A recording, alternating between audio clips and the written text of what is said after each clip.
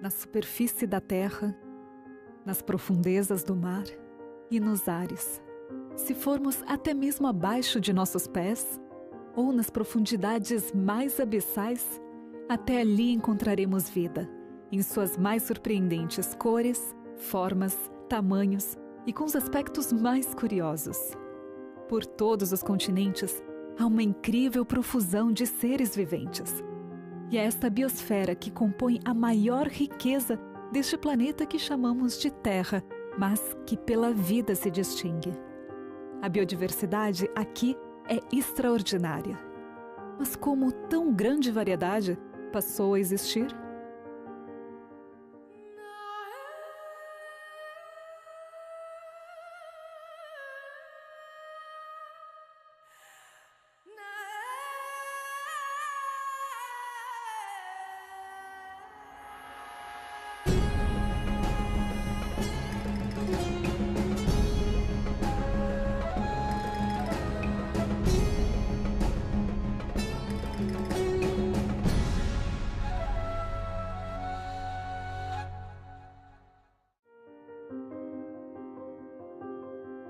De organismos unicelulares quase invisíveis como as algas azuis, que embora de tamanho microscópico, juntas são responsáveis por mais de 50% do oxigênio de nosso planeta. Do contraste com a baleia azul, que com 30 metros de comprimento e 120 toneladas, reina absoluta nos mares, considerada o maior animal do mundo. Do baobá africano, que sustenta em si todo um ecossistema. A vida é como uma galeria da criatividade, quase infinita, que maravilha em cada olhar. One of the things I like to do is watch birds. I'm a birder. I'm not a great birder, but I enjoy it. Looking at different birds, and I've noticed in different parts of the world there are different kinds of birds. And where I grew up, of course, pretty soon you get used to you kind of know what kind of birds there are around. And you might see one that's a little different, but you know maybe it's a warbler, for example, and so you just look and try to find out which one it is. I go to another place and look at those birds, and they don't look like anything I ever saw before. They're obviously birds, and have to look up.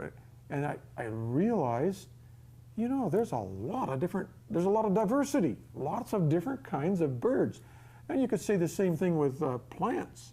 You look at the flowers, and they're beautiful, and you go to other places, and there's other kinds, and pretty soon you become aware that the world is really full of biodiversity. There's a lot of diversity out there. Thousands of different kinds of birds, thousands of different kinds of mammals, fish, snakes, lizards, frogs, whatever it is. Lots of different kinds. A natureza realmente ela é tremendamente diversificada. Eu diria que ela é muito mais do que a gente imagina, porque veja bem, cada uma das espécies que compõem os vegetais, animais, todos os seres vivos, cada espécie ela tem as suas características, mas não há nenhum ser da mesma espécie do ser humano que seja igual ao outro. Todos são diferentes, inclusive os gêmeos. Então vejam que característica impressionante de diversificação. A diversificação é monumental. There's all this diversity. It's beautiful, it's fascinating, it's varied, different colors, different patterns, different shapes, different forms, different... When you look at the functionality of the different creatures, different plants and animals, you see they are very well, should I say, designed. They're put together very well. They have complex parts, and they interact with their environment in ways that are really remarkable. And you say, how'd that happen? And one of the interesting questions that a biologist wants to know is, how do we get different sorts of things? And we look dogs, for a common, well, familiar example. And we notice that when we breed dogs, we can select for small ones and big ones. We can select for long-legged ones and short-legged ones. We can select for curly hair and straight hair and lots of different things.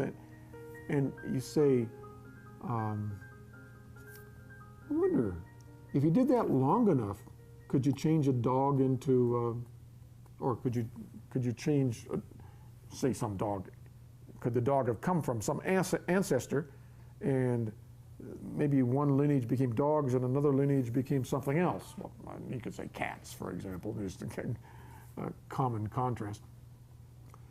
And you think, what would it take to modify a particular kind of organism so that it developed over time into a different sort of organism?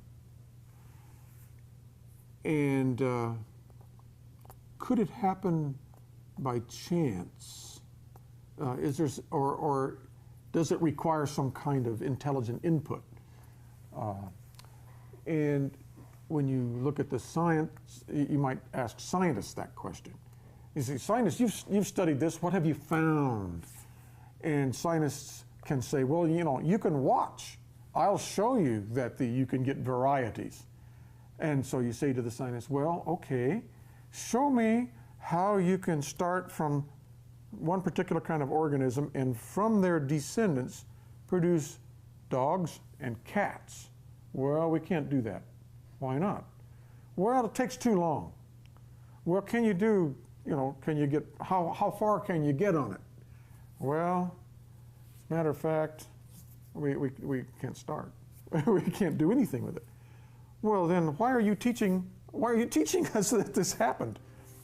Well, we don't know any other way to do it. It must have happened by chance. Well, you've got to have a lot of faith for that.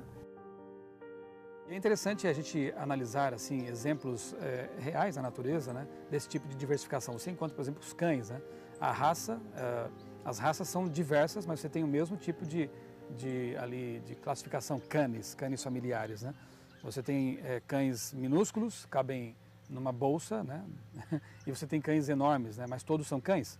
Você encontra o mesmo fenômeno nos gatos, inclusive na espécie humana. Nós temos uma raça humana, mas temos caucasianos, temos negroides, temos asiáticos, né? Com suas diferenças morfológicas, de cor e tudo mais. Todos seres humanos.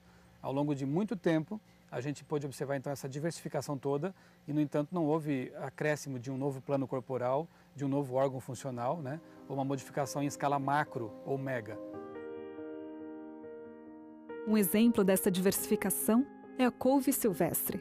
Durante séculos, o cultivo, através da seleção artificial guiada por seres humanos, acentuou as folhas até gerar a couve verde.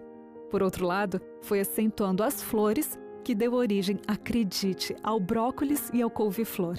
Selecionando apenas brotos cultivados cada vez maiores, resultou no repolho.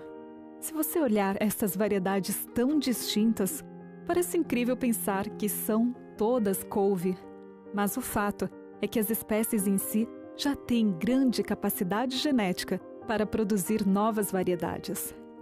A evolução neste nível de seleção é fato, como alteração de cor em mariposas favorecendo a sobrevivência. Mas o que ocorre é a manifestação de um gene já ali presente, ou, em outros casos, perda de informação, mas não um aumento de complexidade. A questão é que a diversificação de espécies, tanto no ambiente natural como na agricultura ou nas mãos de criadores de animais, é observável empiricamente apenas dentro de cada tipo básico. Ou seja, mesmo em laboratório, nunca houve comprovação de que a seleção é capaz de produzir diferentes órgãos ou criar novos gêneros de seres vivos. Como justificar, então, a origem de tão notável diferença entre filos e espécies como uma orquídea e um leão? if you want to make things worse, what about a single cell and we want to make redwood trees out of it, or apple trees, and another lineage would become giraffes, and another lineage would become sea urchins. Well, Darwin's answer was the ones that didn't work didn't survive. You're not looking at them. You're only looking at the ones that survived. And I say, that's an explanation of how they started? That's only an explanation of how the ones that didn't, why we don't see things that don't work. It's not an explanation at all of how this got here. How did it get here in the first place? Well, random mutations. Well, there are random mutations, admittedly, but I don't see that happening. I don't see random mutations gradually increasing the complexity, building new structures, and producing new kinds of organisms. Well, what's the alternative then? What do you think? Os seres vivos foram dotados de grande poder de adaptação através de diferentes manifestações genéticas, observadas apenas entre os tipos básicos de seres vivos. Mas, e as mutações? Poderiam originar novas e mais complexas espécies? Ao longo de 100 anos, têm sido feitas pesquisas com as moscas das frutas, que são também conhecidas como drosófilas, ou Drosophila melanogaster. E o interessante é que os cientistas escolheram a mosquinha porque ela se reproduz muito rapidamente e eles conseguem introduzir mutações nelas a fim de observar como que ao longo das linhagens, né, essas mutações afetam essas mosquinhas. Esperavam, naturalmente, que por meio dessas mutações, quem sabe pudessem observar o surgimento de um novo plano corporal ou de algum novo órgão funcional que favorecesse a mosca. O que aconteceu foi que eles obtiveram moscas com asas retorcidas, moscas sem asas, com órgãos deslocados, e nenhuma dessas mutações favoreceu realmente a mosquinha, né? No mínimo, manteve o patrimônio genético ou fez com que se perdesse, né? Foram mutações deletérias. Então se observa ali realmente algum tipo de microevolução, digamos assim, ou diversificação de baixo nível, só que frequentemente envolvendo perda, envolvendo piora de desempenho nas funções que antes eram bastante eficientes, né? E que favoreciam, na verdade, a mosquinha. Mutações favoráveis certamente ocorrem, mas a maioria é recessiva. Em escala maior, as mutações cientificamente estudadas são mais degenerativas do que progressivas. Ou seja, em habitats naturais, tornaria os organismos menos aptos na sobrevivência. O respeitado zoólogo francês Pierre-Paul Grasset, Dr. honoris causa de universidades como de Madrid, Barcelona, Bruxelas e da USP de São Paulo, afirmou: não importa quão numerosas elas possam ser, as mutações não produzem nenhum tipo de evolução.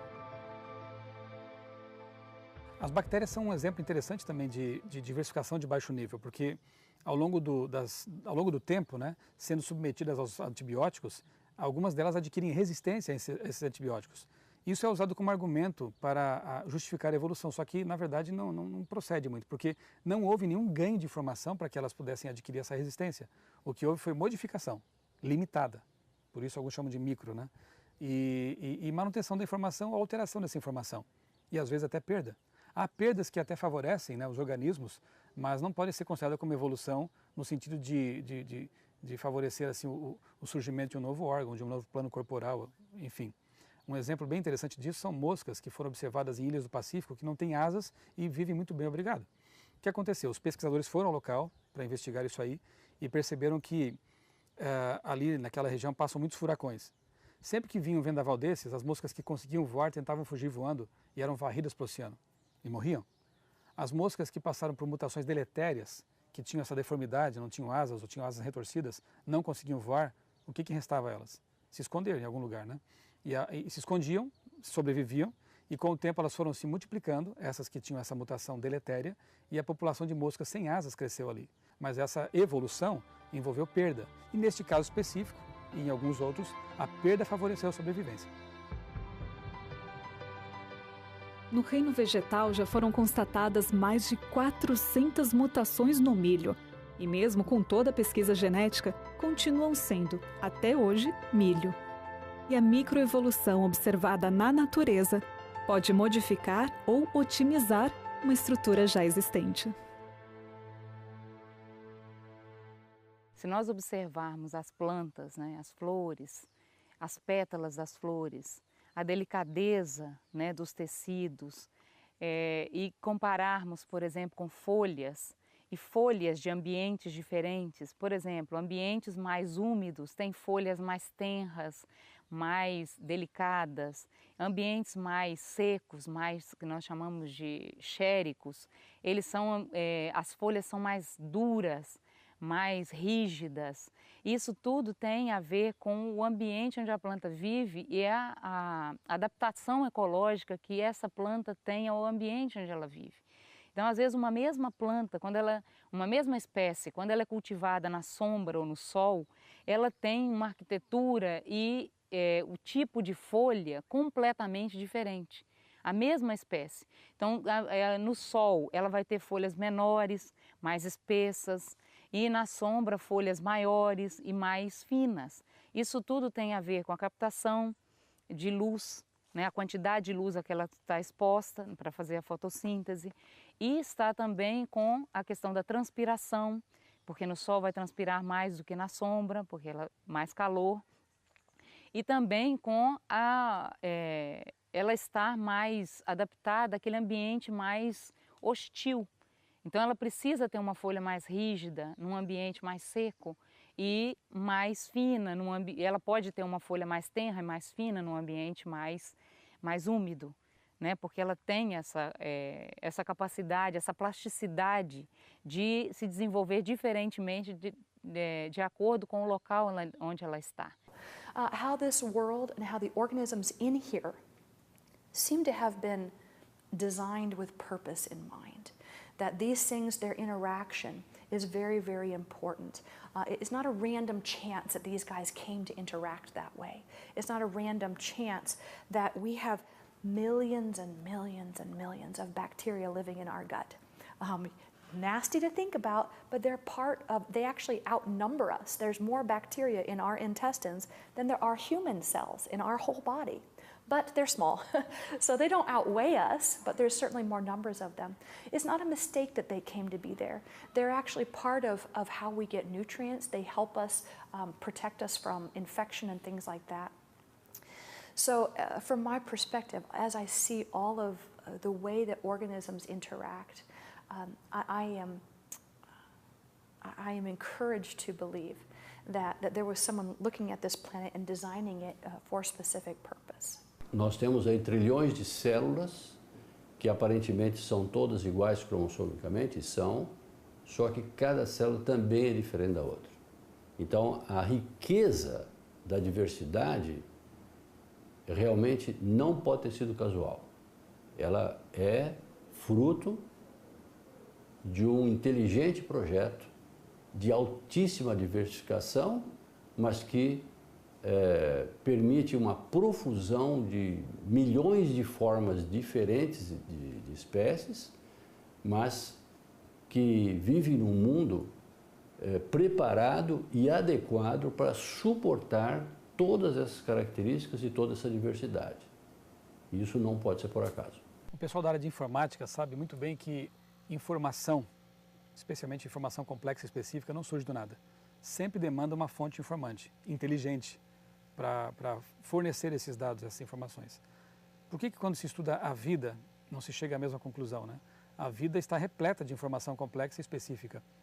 E para que essa informação exista, sem dúvida foi necessário que uma fonte informante inteligente tenha fornecido os dados também, né? Quando a gente estuda, por exemplo, as mutações, né, que são muitas vezes usadas como argumento para justificar o ganho de informação, a gente percebe que nunca houve ganho. Houve sempre perdas, ou no mínimo, manutenção desses dados, dessas informações, né? A chamada microevolução observada em vários organismos, como por exemplo as bactérias, né? Ou a diversificação de baixo nível, que é um termo talvez, uma expressão talvez até preferível, né? As bactérias, como eu citei o exemplo aqui, as bactérias, ao longo do tempo adquirem resistência aos antibióticos. E isso é usado como argumento muitas vezes para justificar a evolução, só que elas não se transformam em outra coisa além de bactérias. One of the things that can excite people about biodiversity, and especially my area, marine biodiversity, is giving people the opportunity to really interact with these incredible habitats. Not everyone is able to be a scuba diver and to be able to dive with sea turtles or to dive with dolphins, to dive with these amazing little invertebrates that are hiding in coral reefs. But I think as our research can be put across to people in a generic way, in a way that helps them to recognize the beauty and the fascination that we have with these kind of habitats, can get people excited about learning more. And if they're willing to learn more, then I think they're willing to begin to link those puzzle pieces together. Questions start arising: where do these organisms come from? What is their purpose? What is their meaning? And when people begin to ask those kinds of questions, I think those are the questions that allow us to address the bigger issues. Not only about biodiversity, not only about critical habitats, not only about the status of organisms, but about why these organisms are important and what do they point to. Do they point to meaninglessness, or do they point to purpose? Do they tell us something about a meaningful creation or a meaningless existence?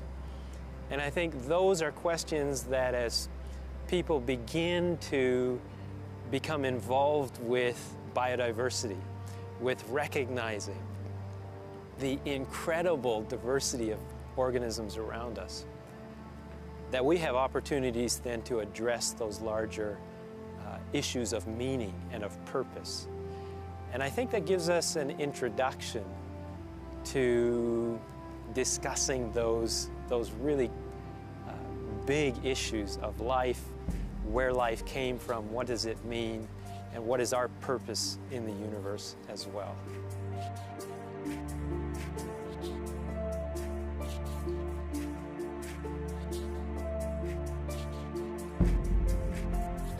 Propósito é o que se vê ao olhar em cada detalhe no estudo da natureza. Presente na biodiversidade da Terra, presente no universo como um todo. Tanto o cosmos como a vida em nosso planeta compõem um sistema integrado e dinâmico, repleto de interações e sincronizada interdependência. Qual a verdadeira origem de interconexões tão inteligentes em sua precisa maestria na profusão de cores, estilo, desígnio, a vida orquestrada em fenótipos tão infinitamente distintos quanto complexos? A teoria monofilética permanece questão aberta. E nem na paleontologia, como veremos na segunda temporada, ao analisar as lacunas no registro fóssil, vemos o que é definitivo.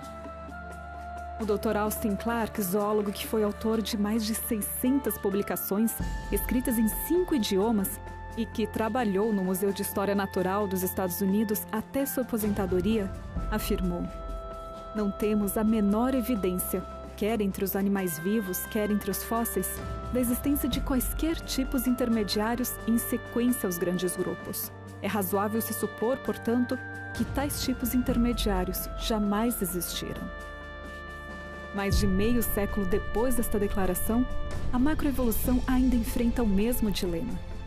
Sistemas fisiogenéticos maravilhosamente balanceados nos organismos vivos teriam que mudar juntos, mesmo atravessando eras, para chegar de uma bactéria a um Leonardo da Vinci. Fica a pergunta: como uma matéria sem vida se tornaria ao acaso um organismo celular primitivo vivo e, acidentalmente, um dia chegaria a se tornar sem desígnio algum em você?